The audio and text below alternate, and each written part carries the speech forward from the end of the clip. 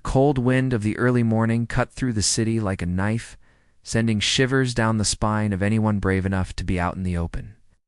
In an alley where the shadows clung tightly to the cracked pavement, Kara stood still, her breath rising in the cool air like smoke from a fire. Her eyes were fixed on a distant figure, a man whose very existence had set the course of her life for the past few months. Ibrahim Traoré, the Prime Minister of Burkina Faso, the very person who had become the target of her deadly mission. She had been sent here to eliminate him, to end the life of a man whose political ambitions had earned him both enemies and allies alike. But today, standing in the silence of the pre-dawn city, Kara felt a conflict she had never experienced. Before her hand, steady and sure just moments ago, wavered as she held the rifle's scope to her eye. She had trained for this, studied every angle, and known this moment would come. But as she lined up the shot, she hesitated. Something felt different. Something was off. The sound of footsteps behind her broke her concentration. She didn't need to turn to know who it was. Malik, her once trusted ally, now stood close enough to reach out and touch her shoulder. She hadn't expected him to be here. Not now. Not when everything was so close to the end. Kara, his voice was a whisper, but it sliced through the tension in the air.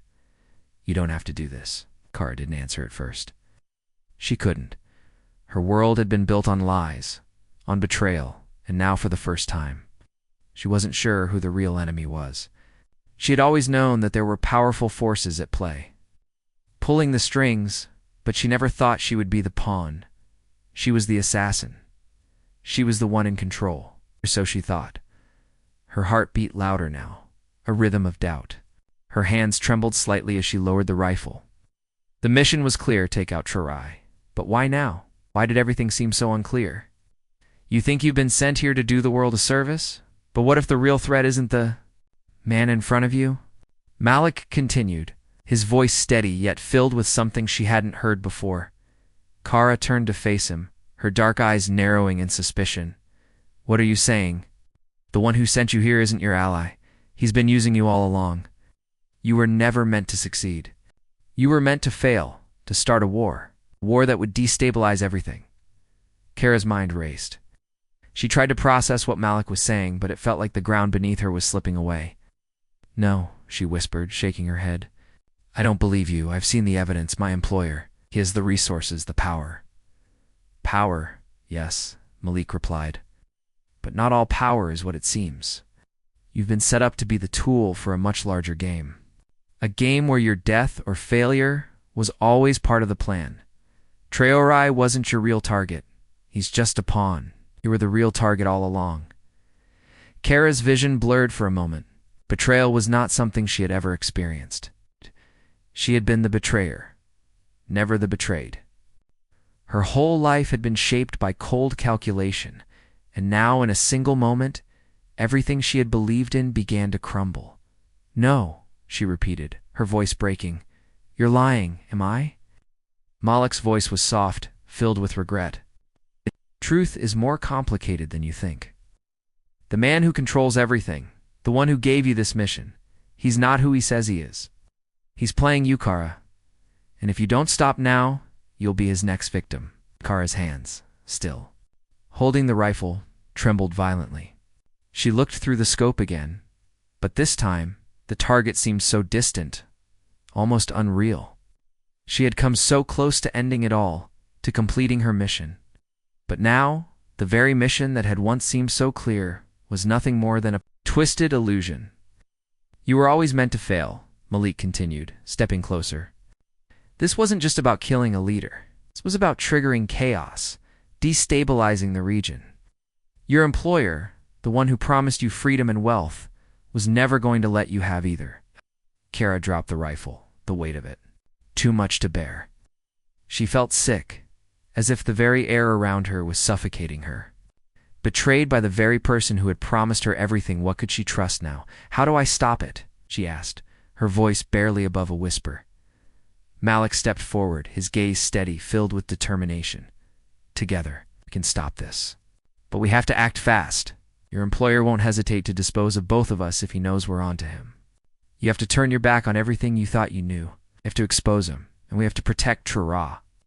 Kara looked at him, her mind swirling. It's the life she had known, the cold, calculated existence where she was the one in control. None of it made sense anymore. She had been used, manipulated, and now she had a choice to make. She could either continue down the path of destruction, or she could change the course of her fate. The rifle, once a tool for death, now felt like an anchor weighing her down. She had come here to kill a man, but in the process she had found a reason to fight for something else entirely. "I'll help you," she said, the words strange but powerful. "But we need to act now." They moved quickly, working together in the shadows. As they uncovered the layers of deceit and betrayal, they realized that their mission had never been just about killing a man. It was about survival. It was about preventing an even greater disaster from unfolding. As the hours passed and the plans unfolded, they found themselves facing enemies that were far more dangerous than they could have imagined. But their resolve had hardened. They would stop this. Finally, the day came when Kara and Malik confronted Ibrahim Traoré. It wasn't with guns or weapons, but with the truth. The real enemy, the one who had orchestrated everything, was finally exposed. And it wasn't just a victory for Kara or for Traoré. It was a victory for redemption. As the truth was revealed, Traoré stood tall, his eyes steady and unwavering. "You could have killed me," he said to Kara, his voice calm but filled with a deep understanding. "But instead, you chose to save your soul." Kara felt a weight lift from her shoulders as she realized the magnitude of what had just transpired. She had not only saved a life, but she had saved herself. The betrayal that had once seemed like an insurmountable obstacle had turned into her greatest strength. She was no longer the assassin. She was a woman reborn, as the sun set on the horizon, casting a warm, golden glow over the city. Kara stood quietly beside Malik. She had fought for redemption, and in the end, she had found it. The war was not over, but for the first time, she felt like she had a future worth fighting for. And so, with a soft, hopeful smile, she turned to Malik. "We'll fight this together. From now on, we do this for the right reasons." Call to action. For YouTube, if this story touched your heart, consider subscribing for more inspiring tales of hope, healing, and unexpected kindness. Hit the like button and share this with someone who needs it today.